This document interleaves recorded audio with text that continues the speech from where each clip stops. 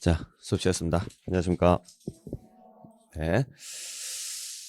자, 우리 지난 시간에 여러분들 조세 총론 첫 번째 시간을 가졌는데, 자, 우리 지난 시간에 배웠었던 게 조세의 개념에 대해서 말씀드렸을 거예요. 네. 뭐 오늘 뭐 또 처음 오신 분들도 계신 것 같은데, 미리 오실 때는 전주에 했었던 수업 내용은 좀 듣고 오시길 부탁드리겠습니다. 아시겠나요? 네. 자, 그러면 오늘은 아직 교재가 안 나와서 여러분들 오늘까지 아마 프린트물로 가는 것 같은데 다 가지고 계시죠? 네, 40페이지에 보시게 되면은 제2장에 납세 의무, 성립, 확정, 소멸에 대한 내용이 나와 있어요. 즉 세금에 대한 흐름에 대해서 지금부터 정의를 좀 하도록 하겠습니다. 자, 그래서 우리 2장에 보시면은 이제 납세 의무가 나와 있는데, 자, 우리가 세금을 내야 할 의무를 뭐라 그래요?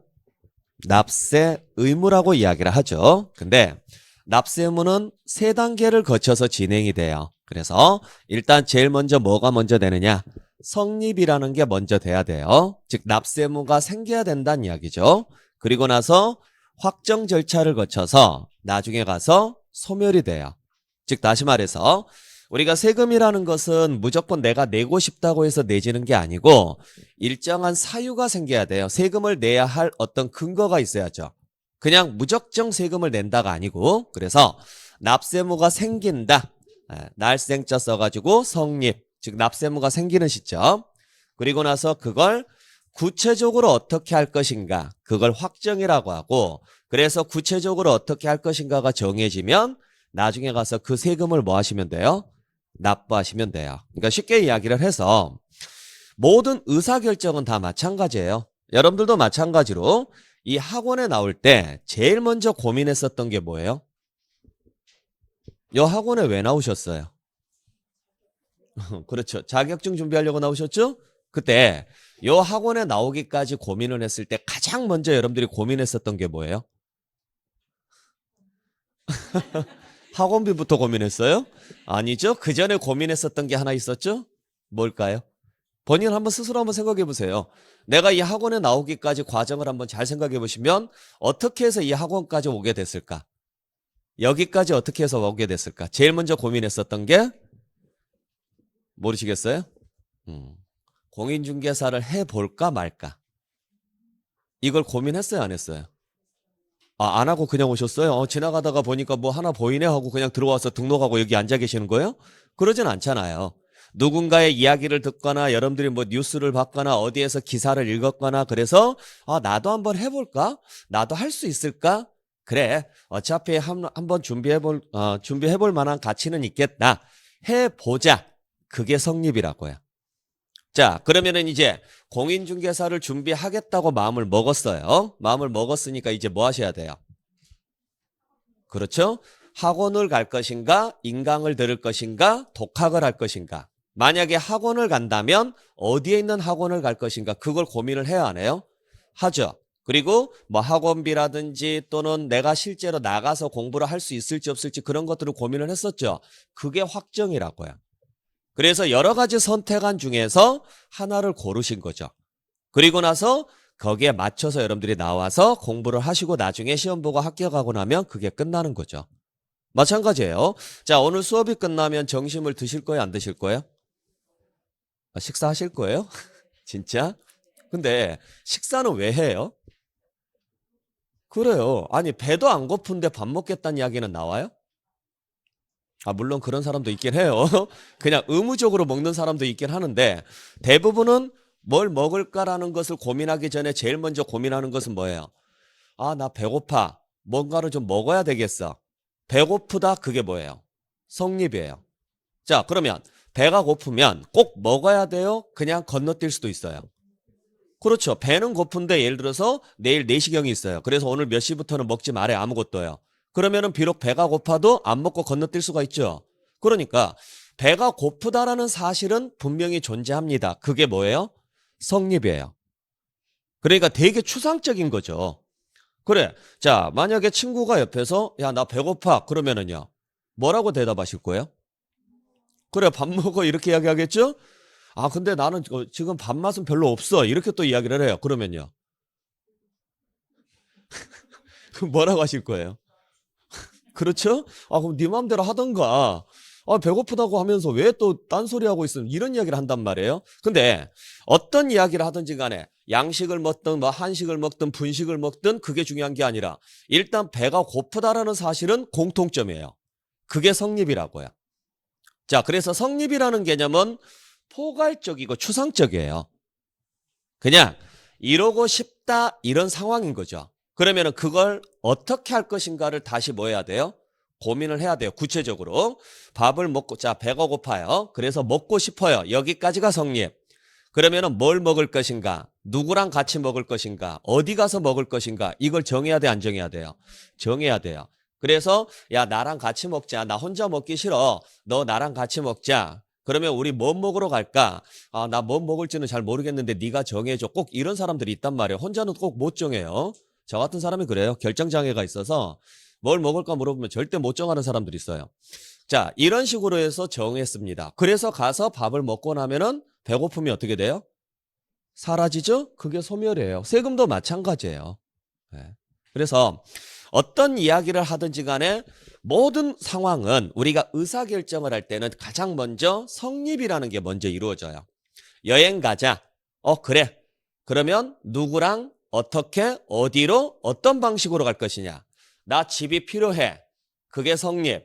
그러면 무슨 집을 언제까지 어떤 식으로 구입을 할 것인가. 그게 뭐예요? 확정. 그리고 나서 구입을 하면 소멸. 이런 구조죠. 이해되셨죠? 세금도 마찬가지라는 이야기예요. 일단 취득세라는 세금이 있더라. 그러면 취득세를 내야 할 근본적인 이유가 있어야 돼, 없어야 돼요? 있어야 돼. 그래야 그게 납세무 성립이에요. 그래서 우리가 취득세를 내려면 일단 무슨 행위가 있어야 될까요? 상식적으로. 그렇죠. 취득이라는 행위가 있어야죠. 그래서 아파트를 취득을 했어요. 자, 그러면은 이제 취득을 했으니까 누구한테 물어보더라도 뭘 내야 된다 그래요? 취득세를 내야 한다. 여기까지 나왔죠? 근데 얼마를 누구한테 어떤 방식으로 내야 될지를 아직 말 안 했죠? 그래서 아직은 정확히는 모르지만 내야 된다라는 사실은 확인이 됐다. 그게 뭐다? 성립. 내야 된다라는 사실은 확인이 됐다.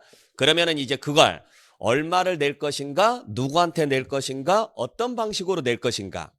내가 직접 전달해 줄 것이냐, 계좌이체를 시킬 것이냐, 아니면은 뭐 다른 건물 등으로 낼 것이냐, 이러한 방법들. 이걸 정하는 것을 뭐라 그래요? 확정. 그래서 확실히 정하자.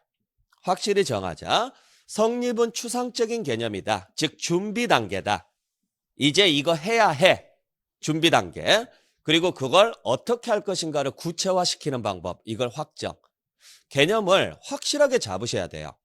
그러니까 성립이라는 개념하고 확정이라는 개념을 확실하게 잡아야 나중에 문제 풀 때 수월해져요. 왜냐하면 성립은 각 세금마다 성립하는 방법이 다 달라요. 근데 확정 방법은 딱 두 가지밖에 없어요. 하나는 신고로서 확정되는 방법이 있고 또 하나는 정부가 결정해주는 방법이 있어요.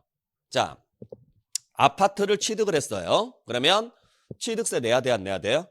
내야죠. 그러면 취득세 납세무가 생겼죠? 그게 뭐예요? 납세무가 생겼다. 그게 성립. 됐죠? 자, 그러면은 그 세금을 내긴 내야 돼요. 어디에다가 내야 돼요? 국가나 지방 자치단체에 내야 돼요. 그때 낼 때 두 가지 방식이 있는 거예요. 내가 스스로 내는 방식. 그걸 뭐라고 하느냐? 신고라고 이야기하고 정부가 정해준 대로 내는 방식. 그게 결정이라 그래요.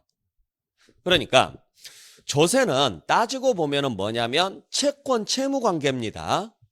즉 다시 말해서 채권자와 채무자 사이에 돈을 주고받을 거 아니에요. 그러면 그 주고받을 돈을 누가 정할까요?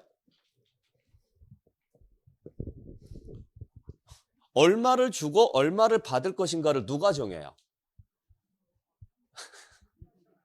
자, 여러분들이 친구한테 돈을 빌렸어요. 그러면 친구한테 돈을 갚아야 돼, 안 갚아야 돼요?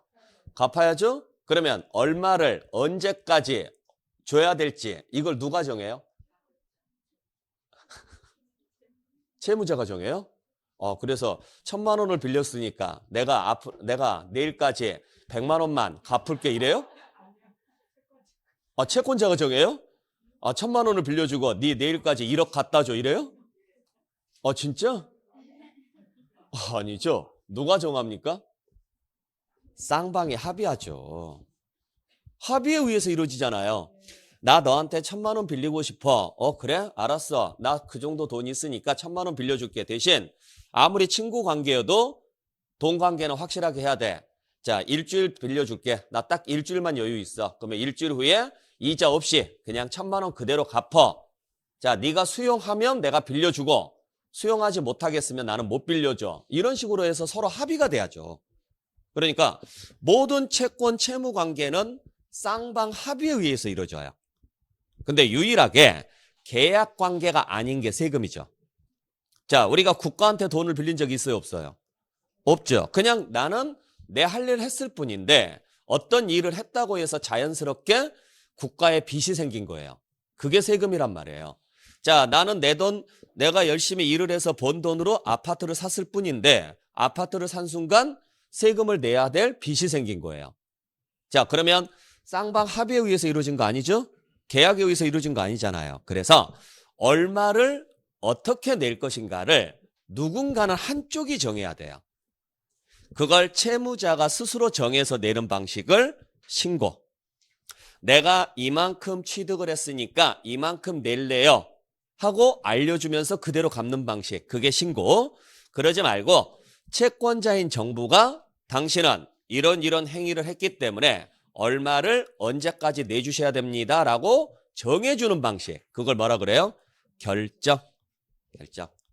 자, 우리 이렇게 모인 것도 2년인데 자, 코로나 사태 좀 진정이 되면 우리 뭐 등산이나 한번 갑시다. 예를 들어서 이렇게 딱 합의를 봤어요. 그러면은 그게 성립이죠? 자, 근데 등산 가려면은 뭐 먹을 거 김밥이라든지 뭐 이런 것도 좀 사야 되니까 회비를 좀 거둘게요. 총액이 한 뭐 예를 들어서 20만 원 정도 필요합니다. 자, 그러면 그 20만 원을 알아서 내십시오. 각자 여러분들이 알아서 정해서 뭐 이 중에서는 여력이 되신 분도 계시고 안 되시는 분도 계시고 그럴 수 있을 거 아니에요. 그러니까 알아서 여러분들께서 합의해가지고 내주십시오. 그게 신고 방식. 이해되셨어요? 그러지 말고 제가 정해드릴게요. 자, 당신은 얼마, 당신은 얼마, 당신은 얼마 이렇게 정해주는 방식이 결정 방식. 개념 이해할 수 있겠죠? 자, 그렇게 해서 정해졌어요. 정해졌으면 그걸 뭐 하면 돼요? 납부하면 되죠. 그러면은 그 세금은 어떻게 돼요? 사라지는 거예요. 그래서 납세의무라는 것은 성립이 돼야지만 확정 절차에 들어갈 수가 있는 거고 확정이 돼야지만 소멸이 가능해요. 만약에 성립이 안 됐는데 확정이 가능할까? 아니라는 거죠. 성립도 안 됐는데 확정되지는 않죠? 자, 옷이 필요가 없어요. 나는 옷이 필요가 없는데 가서 옷을 사요? 그럴 일은 없다는 이야기죠. 물론 이제 그런 사람도 있겠죠. 뭐 돈이 워낙에 많아서 그냥 나는 취미로 옷을 사는 거야. 뭐 이럴 수도 있겠죠. 근데 대부분은 옷을 사는 이유가 뭐예요? 필요하니까. 자, 겨울이 됐다. 이제 추우니까 작년에 있었던 옷을 못 입겠어. 그러면 이번에 가서 나 옷 좀 필요하니까 옷을 살래. 그게 성립. 그러면 백화점을 갈 것인가, 어디를 뭐 예를 들어서 뭐 다른 데를 갈 것인가, 이렇게 해서 아울렛을 갈 것인가 해가지고 옷을 고를 거 아니에요. 가격표도 볼 것이고, 그게 확정. 그러니까 성립이 안 된 상태에서 확정은 거의 이루어지지가 않죠. 세금도 마찬가지예요. 취득도 안 했는데 취득세 얼마 낼지를 고민하는 사람 있어요, 없어요? 없다라는 이야기죠. 그래서 성립하고 확정은 이어지는 관계지 끊어지는 관계가 아니라고요. 이해되셨어요? 네, 그래서 대부분의 의사결정은 전부 다 납세의무가 일단 성립이라는 절차를 거쳐야 된다. 그리고 나서 확정이라는 것을 하게 되는데 우리가 이제 보통 성립도 안 했는데 확정부터 하는 사람들이 있긴 있어요. 가장 대표적인 게 뭔지 아세요? 로또. 로또 계획 다 세우셨어요? 안 세우셨어요? 안 세웠어요? 진짜로? 1등이 되면 어떻게 할 것인가 계획 세웠어요? 안 세웠어요? 안 해봤어요? 한 번도요? 로또를 안 하시는구나. 저는 매번 세워요. 매주. 네. 1등이 됐을 때 연락처를 어떻게 내가 만들 것이며 언제 내가 출국을 할 것이며 어디까지 내가 1등 당첨 사실을 알릴 것이며 통장에다가 어떻게 할 것이며 그걸 수령할 때 어떤 방식으로 갈 것인가 전철을 타고 갈 것인가 아니면 택시를 타고 갈 것인가 뭐 이런 것들 인터넷 보면요 방법이 다 나와 있어요. 예. 농협 본점으로 가주세요 이러면 안 되고 예. 그 옆에 있는 경찰서로 가주세요 뭐 이런 방법들. 왜냐면 본점으로 가주세요 그러면은 거의 99%가 로또 당첨자거든요. 가는 도중에 납치될 수도 있으니까. 예. 그래서 뭐 이제 이쪽으로 가주세요 뭐 어쩌고 저쩌고 하면서 뭐 이런 이야기들 계획은 다 세웠는데 중요한 건 뭐예요? 그렇죠. 안 됐단 이야기죠. 된 적이 없단 이야기죠. 그냥 꿈으로 끝나는 거예요. 그러니까 아무 의미 없는 이야기인 거죠. 여러분들도 마찬가지예요. 자, 합격을 시험도 보지 않았는데 나 떨어지면 어떻게 하지? 이거부터 고민하신 분들이 계세요. 아니 의미가 없는 소리예요. 아니 시험도 안 봤는데 벌써부터 떨어진다라는 생각을 하시는 분들이 이상한 거죠. 그러니까 시험 보기 그날까지는 여러분들이 시험 보는 그날까지는 절대 떨어진다는 생각은 아예 하지도 마세요. 전혀 여러분들한테 도움도 안 되는 이야기예요. 무조건 합격할 수 있다라는 생각만으로 이 공부를 꾸준하게 유지를 해 나가셔야 돼요. 이해되셨죠? 자, 그러면 제일 먼저 우리가 확인해야 될 것은 무엇부터 확인해야 돼요? 납세무 성립부터 확인해야죠. 언제 납세무가 성립합니까? 그래서 여러분들 40페이지에 보시게 되면은 아래쪽에 이번에 납세무 성립시기라고 해서 지방세 납세무 성립시기가 쭉 나와 있죠. 그 다음에 다음 장 넘겨보시면 자, 다음 장 넘겨보시면은 42페이지에 국세의 납세무 성립시기가 쭉 나와 있습니다. 그래서 각 세금별로 납세무가 생기는 시점이 다 정해져 있어요. 법률로. 근데 이걸 우리가 다 외울 필요는 없고 우리 시험 문제에서 우리가 배우는 5개 취득세, 등록면허세, 재산세, 종합부동산세, 소득세만 살펴볼 거예요. 자, 그래서 보죠. 자, 우리가 납세의무 성립시기 여러분들 교재 보시면 40페이지에 자, 취득세 보세요. 동그라미 1번에. 자, 취득세는 언제 납세의무가 성립이 된다? 그렇죠. 취득하는 때입니다. 글자 그대로 가시면 돼요. 뭐 하는 때? 취득하는 때. 자, 취득세는 왜 내는 세금이다? 취득을 했으니까 내는 세금이다. 그래서 언제 납세의무가 성립한다? 취득하는 때요. 그 다음에 2번에 보시면은 등록면허세라고 나와 있죠? 자, 등록면허세는 2개의 세금이 통합된 겁니다. 등록세하고 면허세가 통합이 돼서 등록면허세예요. 옛날에는 등록세 따로 냈고 면허세 따로 냈는데 지금은 등록면허세 합쳐서 한꺼번에 내요. 우리는 등록하고 면허 중에 등록만 배울 거예요.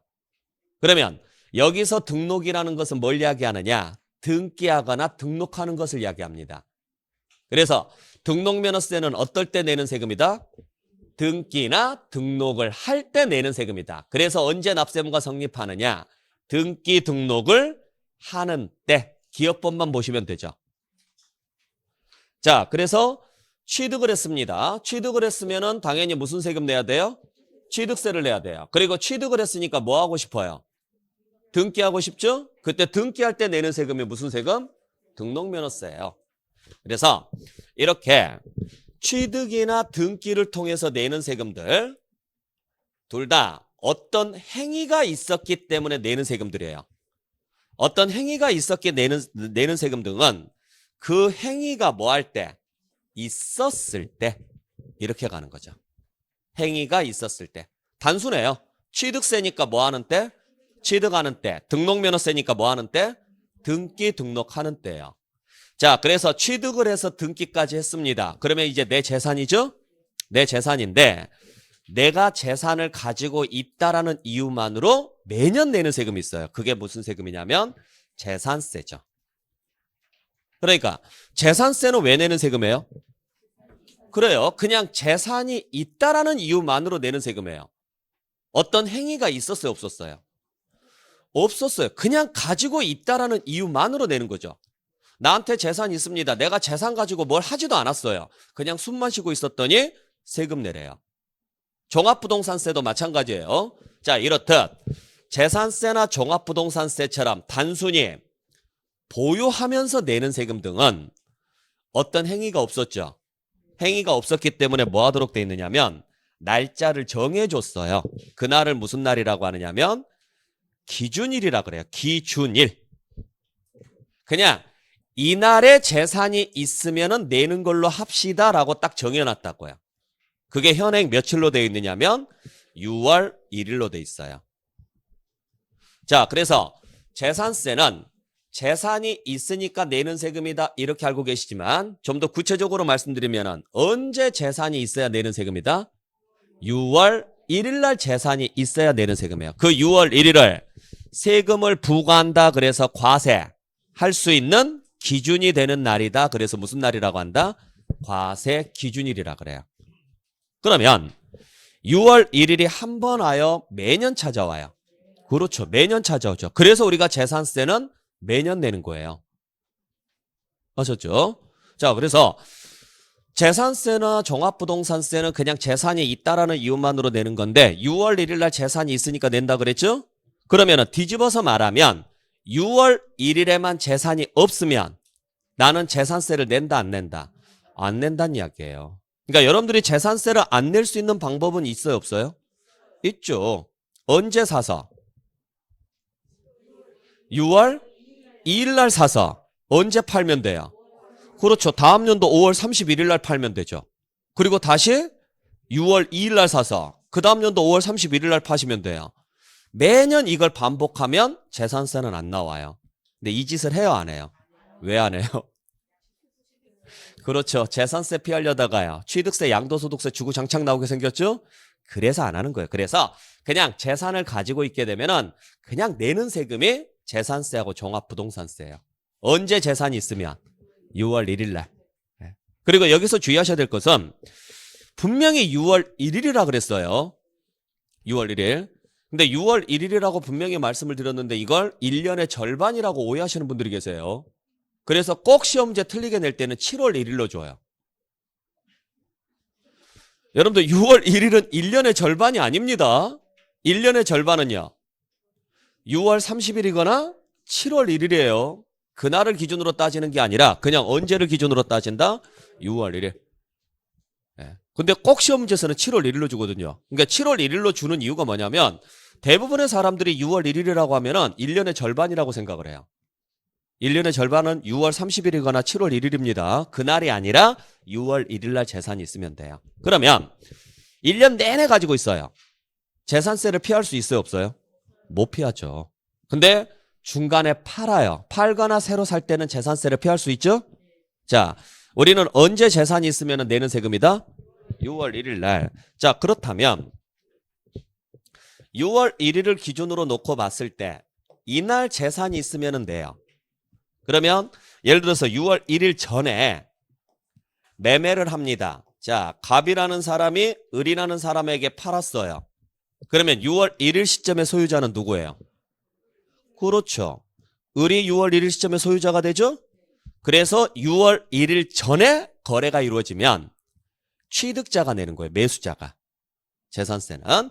만약에 6월 1일 이후에 갑이라는 분이 을이라는 분에게 팔았어요. 그러면 6월 1일 시점에는 누구 거예요? 갑의 거죠. 그래서 6월 1일 이후에 거래가 되면 매도자가 납세자예요. 어려운 내용은 아니에요. 그냥 6월 1일 시점에 누구 거냐를 보시면 되죠. 그래서 매매를 했을 때 우리가 나중에 말씀드리겠지만 잔금일을 기준으로 판단하는데 보통 잔금일이 5월 말에서 6월 초로 걸리게 되면 매도자는 언제를 잔금일로 만들고 싶을까요? 6월 1일 전으로 만들려고 하겠죠. 그러니까 잔금일을 5월 30일이나 5월 29일로 만들려고 할 거라고요. 그래야 6월 1일 날 낼 게 아니니까. 매도자 입장에서는. 반대로 매수자 입장에서는요. 그렇죠. 6월 1일이 지나서 잔금을 치르려고 하겠죠. 그래야 올해 재산세를 안 낼 거니까. 그래서 실무 가면 보통 이 정도 시점에서 거래가 이루어지잖아요. 그러면 매도자하고 매수자하고 싸워요. 항상 그래요. 어쩔 수 없죠. 그 단돈 얼마라고 하더라도 안 내는 게 좋으니까. 그래서 매도자는 되도록이면 5월 말까지 잔금을 치르는 걸로 합시다. 매수자는 돈이 안 되니까 6월 넘기겠습니다. 뭐 이런 식으로 이야기를 한단 말이에요. 서로가. 그래서 보통 이제 실무 가면 요 날에 잔금을 치르게 되면은 그냥 밑에 특이하게 적어버려요. 일단 잔금 날짜를 어느 날짜로 잡든지 간에 세금 나오면 반반씩 하는 것으로 합시다. 뭐 이렇게 해서 특이하게다가 걸어버려요. 이제 그건 실무적인 내용이고 우리가 이론상으로 시험 문제 나왔을 때 이거 정말 잘 나와요. 그래서 잔금일이 몇 월 며칠인 경우 재산세 납세자는 누구냐 이런 식으로 문제를 많이 내요. 자, 여러분들께서는 고민할 필요 없습니다. 무조건 어느 시점을 가지고 판단한다? 6월 1일 시점을 가지고 판단한다. 자, 그렇게 해서 가지고 있었습니다. 그리고 나서 나중에 임대를 하거나 양도를 하면은 소득이 발생하죠? 그래서 소득이 발생을 했을 때 내는 세금이 뭐다? 소득세인데, 자, 소득세는 주의하셔야 될 게 있어요. 취득세는 언제 납세의무가 성립해요? 취득하는 때입니다. 등록면허세는 등기 등록하는 때예요. 즉 다시 말해서 어떤 행위가 있어서 내는 세금 등은 그냥 그 행위가 있을 때예요. 아셨죠? 그러면 상속세는요? 상속이 개시되는 때예요. 증여세는요? 증여를 받은 때예요. 증권거래세는 증권을 거래하는 때예요. 뭐 이런 식으로 나와요. 이해되셨죠? 자, 그 다음에 행위 없이 내는 세금들, 그냥 가지고 있다라는 이유만으로 내는 세금들은 전부 다 무슨 날짜를 써요?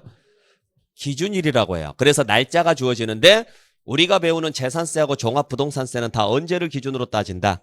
6월 1일을 기준으로 따져요. 근데 소득세는 무슨 짓을 했어요? 안 했어요?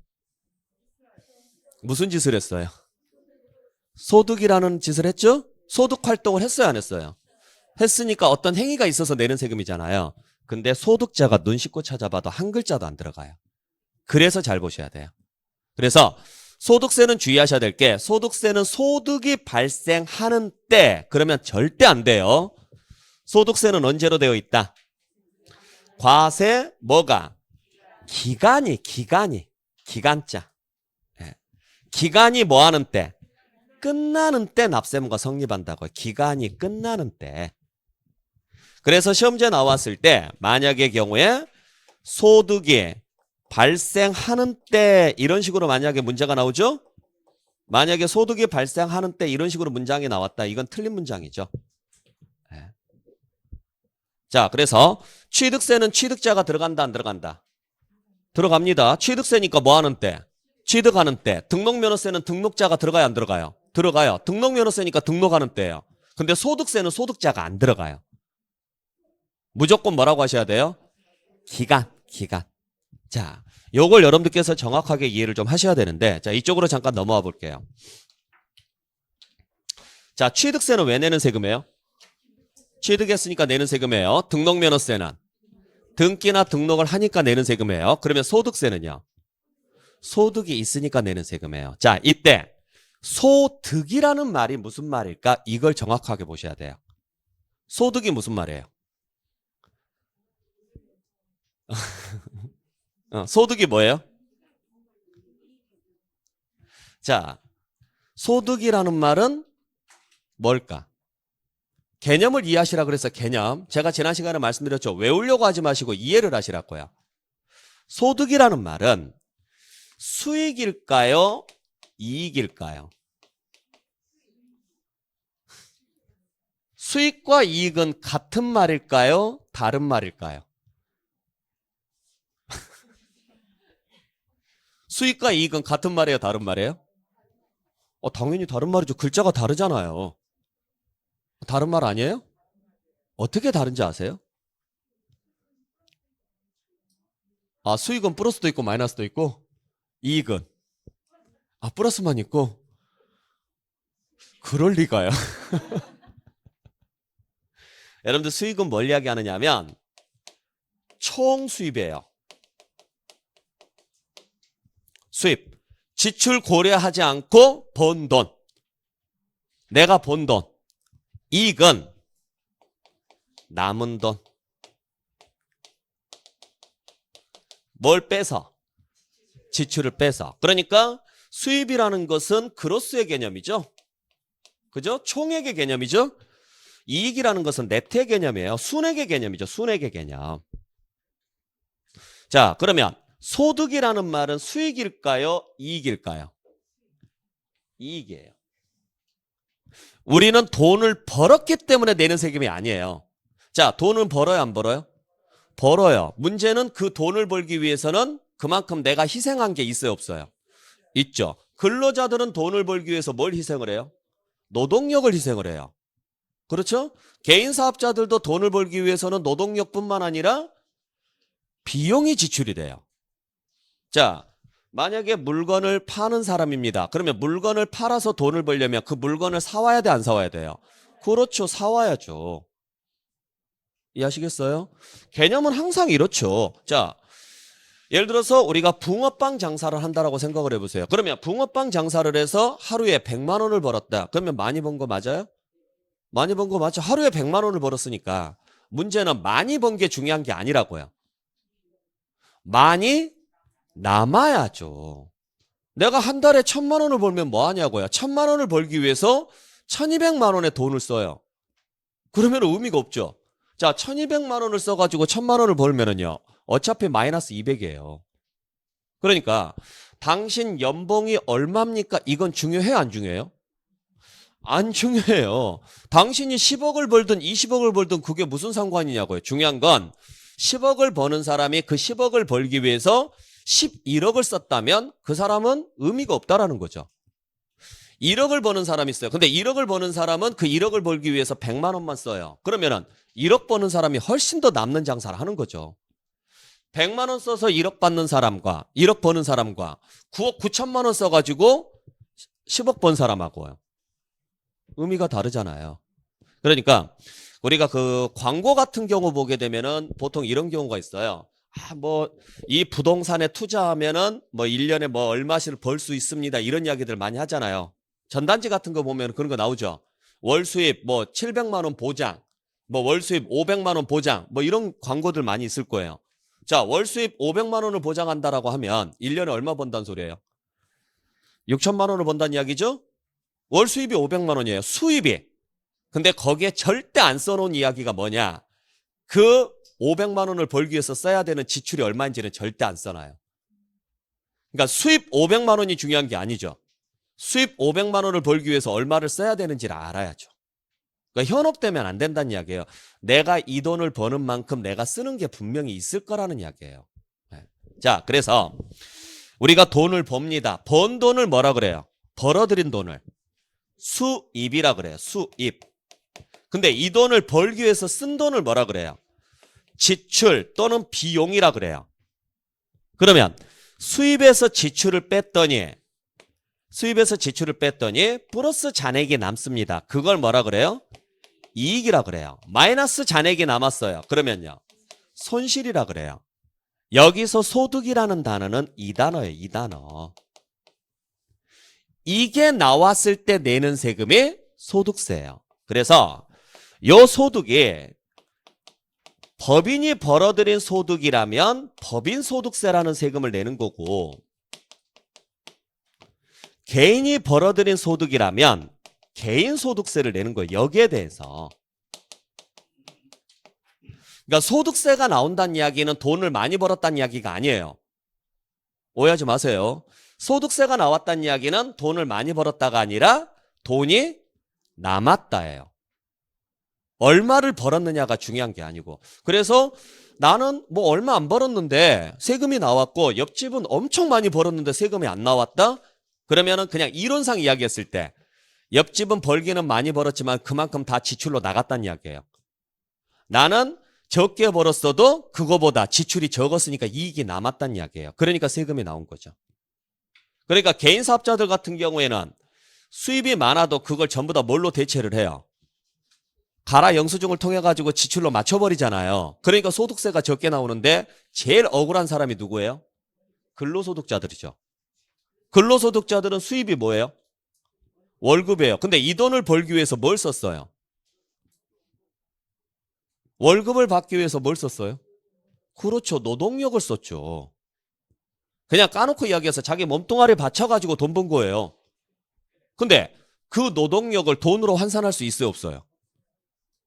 없잖아요. 여러분들이 오늘 일을 하셨어요. 예를 들어서 여러분들이 일한 값어치는 얼마인지를 여러분들 스스로가 판단할 수 있어요?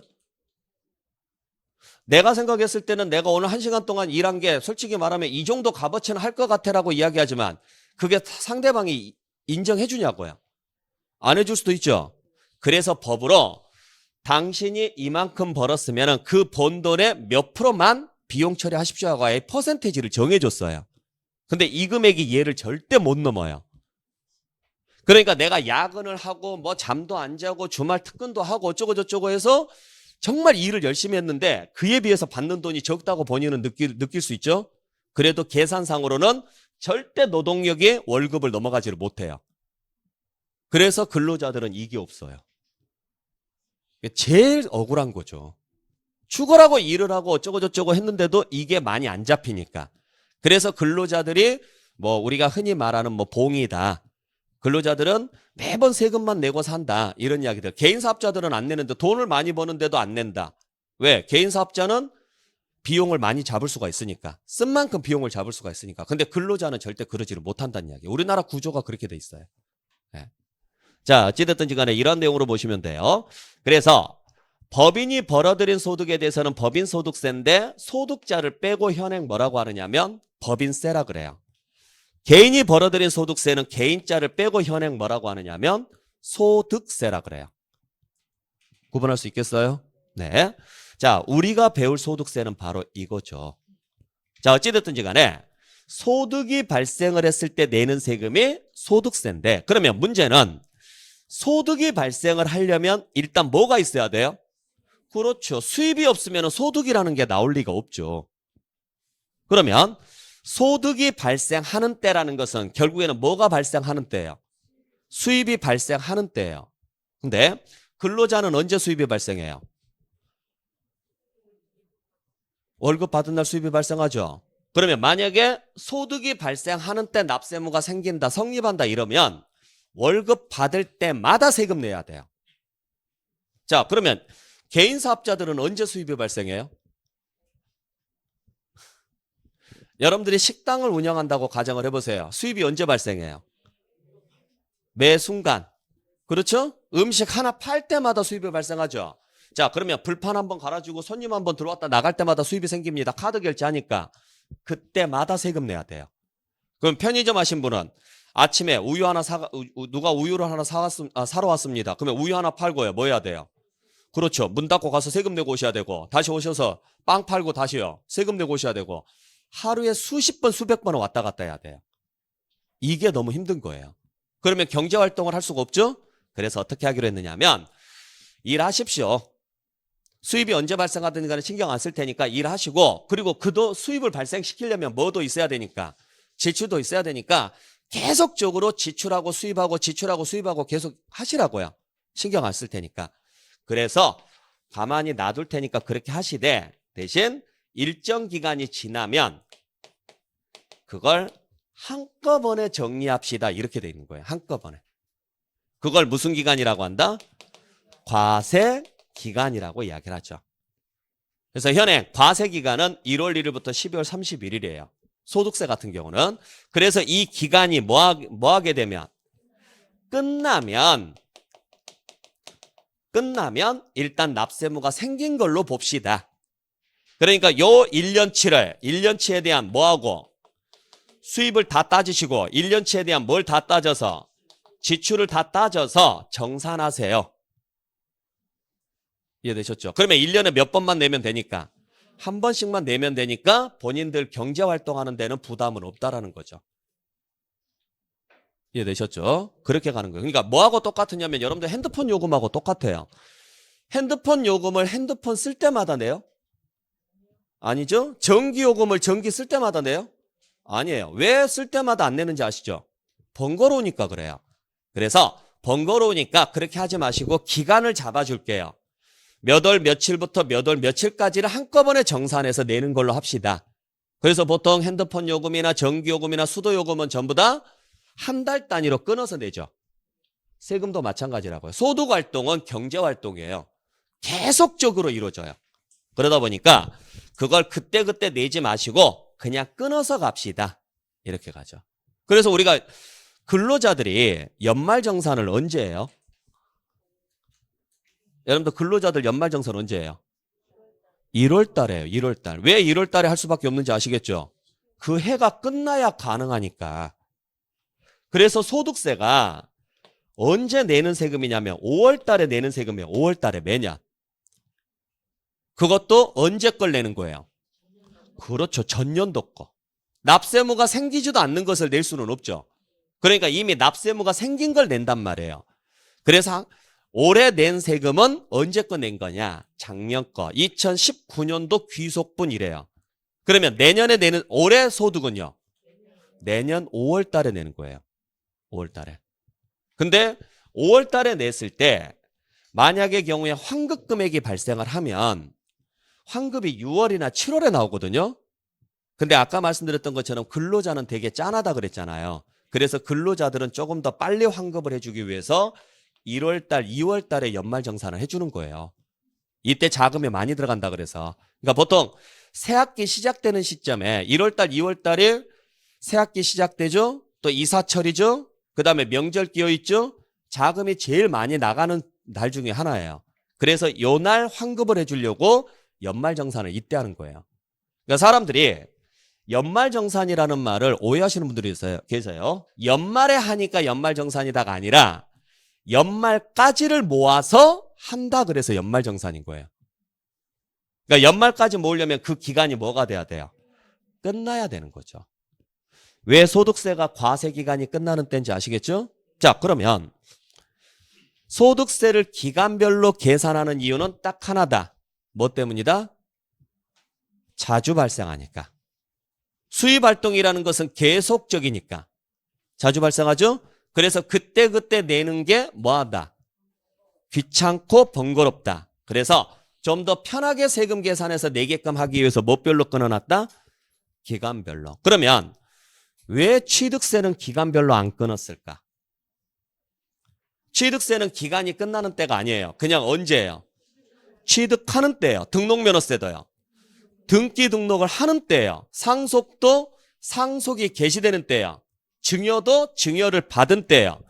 왜 이건 기간자를 안 썼을까? 그렇죠. 자주 발생하는 게 아니니까. 안 그래요? 여러분들 올해 부동산 몇 개나 취득하셨어요? 아, 그냥 물어봤어요. 10년 동안 몇 개나 취득하셨어요? 뭐 스스로는 아실 거예요. 그러니까 10년 동안 한 건도 없으신 분도 계시고 뭐 물론 많이 하신 분도 계실 수도 있어요. 근데 일반적으로 봤을 때 1년 동안에 부동산을 막 30개, 40개 거래하신 분이 많을까요? 적을까요?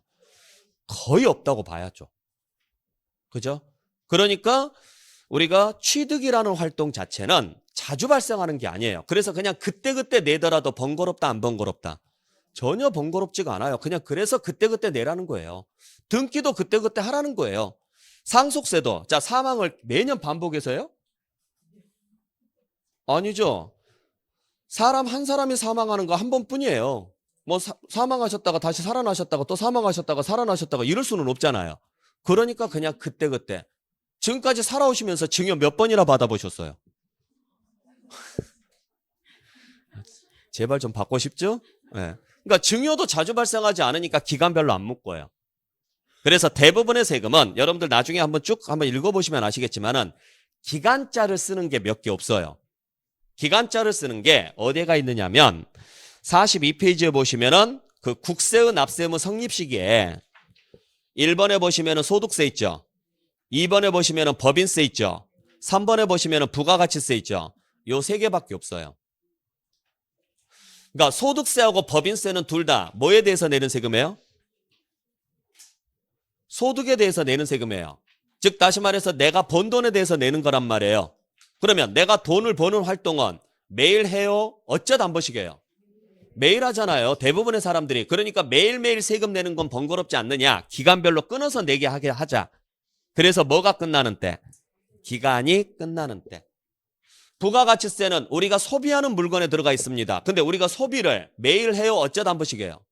그렇죠. 거의 매일 하잖아요. 소비를. 커피 한 잔 사 먹는 것도 소비라고요. 그러면 그런 세금을 매일매일 내게끔 하는 것도 불편하죠? 그래서 어떻게 하기로 했다? 기간별로 끊어서 하자. 그래서 그 기간이 뭐 하는 때? 끝나는 때 납세 의무가 성립한다. 잘 기억하시기 바랍니다. 자, 그래서 다시 한번 정리합니다. 취득세는 언제 납세 의무가 성립한다?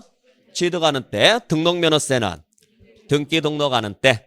그 다음에 재산세하고 종합부동산세는 과세 기준일인 6월 1일 날 재산이 있으면 납세 의무가 생기고, 자, 소득세는 언제 납세 의무가 성립한다?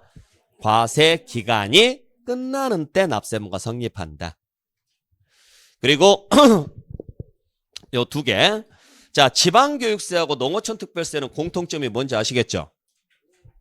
지방교육세하고 농어촌 특별세의 공통점이 뭐예요? 부가세죠. 부가세. 지난 시간에 말씀드렸었죠? 자, 부가세입니다. 부가세라는 말은 무슨 말이에요? 다른 세금에 붙여서 내는 거죠. 다른 세금에 붙여서 내는 세금이다 보니까 따로 납세의무가 성립이 될 수가 없어요. 그래서 누구 따라가느냐? 주인 따라갑니다. 그 주인을 누구라고 하느냐? 지방교육세에서는 그 세목이라 그래요. 그 세목. 그리고 농어촌 특별세는 뭐라고 하느냐면 본세라 그래요. 본세. 그러니까 따로 성립일이 있다 없다? 없어요. 그냥 주인 따라가는 거예요. 그것의 납세의무가 뭐 하는 때? 성립하는 때 같이 성립한다고요. 그러니까 만약에 취득세 부과되는 세금이라면 언제? 취득세가 성립할 때 같이 성립한다고요. 등록면허세 부과되는 세금이라면 등록면허세가 성립할 때 같이 성립한다. 같은 날에 준비하자. 같은 날에. 그래서 따로 성립일이 있다 없다? 없다. 네. 그래서 우리가 지난 시간에 제가 혹시라도 기억나실지는 모르겠는데 농지, 지농이라고 외우시라고 그랬을 거예요. 그래서 취득세는 농어촌 특별세가, 등록면허세는 지방교육세가, 재산세는 지방교육세가, 종합부동산세는 농어촌 특별세가 부과됩니다. 그래서 취득세 내시는 분은 반드시 무슨 세금을 같이 내야 된다? 농어촌 특별세를 같이 내야 돼. 취득세 내시는 분은. 그러면 취득세 부과되는 농어촌 특별세는 언제? 취득하는 때 납세의무가 생기는 거죠. 아셨죠? 그걸 뭐라고 해요? 본세 또는 그 세목이라 그래요. 그 세목. 그리고 그 세목의 납세의무가 뭐 할 때? 성립할 때. 우리는 지금 성립 시기를 물어보고 있으니까 같이 성립하고, 그 다음에 혹시라도 수시부과라는 말이 나오죠? 그러면 사유자가 들어가야 돼요. 사유자. 수시부과라는 말이 나오면. 그래서 여러분들 교재 보시게 되면은 자 41페이지에 동그라미 9번. 자 동그라미 9번이 지방교육세입니다. 요 지방교육세는 부가세입니다. 따로 낼 수 있는 세금이 아니라 다른 세금에 뭐 하는 세금이다? 붙여서 내는 세금이에요. 그때 그 다른 세금을 뭐라고 하느냐? 그 세목이라고 한다고요. 그래서 그 세목에 뭐가 될 때? 납세의무가 성립할 때. 그리고 쭉 내려와서 41페이지 제일 밑에 12번에 자 수시 나와 있죠. 수시 나오면 반드시 무슨 글자가 나와야 돼요? 사유. 자 아무 때나 부과하는 것을 수시부과라고 하거든요. 만약에 이 사람이 세금 띄어먹고 외국으로 떠날 것 같아요. 그러면은 기다려야 돼요? 바로 징수를 해야 돼요? 그럴 때. 그걸 수시부과라고 이야기를 하는데 만약에 이런 때는 언제 납세의무가 생기느냐? 수시부가 사유가 발생하는 때. 근데 사유자 빼고 문제를 내거든요. 수시부과하는 때라고 줘요. 수시부과할 때가 아니라 사유가 먼저 발생을 해야 돼요. 수시부과할 사유가 발생을 해야 그 다음에 뭐 할 수 있어요? 부과가 가능하죠. 사유도 없는데 가서 때려잡으면 안 되잖아요. 안 그래요? 이 사람이 도망갈 우려가 전혀 없어요. 전혀 없는데 와가지고 잡아가면 돼요? 안 돼요? 안 되죠. 근데 도피할 우려가 있으면 사전 구속영장을 청구해가지고 뭐 해야 돼요? 잡아드려야죠. 똑같아요. 수시로 부과할 사유가 발생도 안 했는데 수시로 부과하면 그건 직권남용이에요. 그래서 수시가 나오면 무조건 무슨 결제가 나와야 된다? 사유자. 자 오른쪽에 42페이지도 마찬가지. 동그라미 9번 가보세요. 9번에 농어촌 특별세 나와 있죠? 동그라미 9번에 이것도 부가세. 그래서 농어촌 특별세는 언제 납세의무가 성립한다? 본세. 여기는 본세라고 하죠. 본세. 그리고 쭉 밑으로 내려와서 12번에 보시면 역시 똑같이 수시로 부과하는 국세가 있습니다. 언제 납세의무가 성립한다? 사유. 하여간 수시자 나오면 무조건 사유자가 나와야 된다라는 사실. 네. 그 정도 정리를 좀 해주시면 돼요. 자, 그렇게 해서 납세의무가 성립이 됐으면 그 다음에 뭘 해야 돼요? 확정을 해야죠. 자, 잠시 쉬었다가 확정 절차 정리해 드리도록 하겠습니다. 쉬었다 갑니다.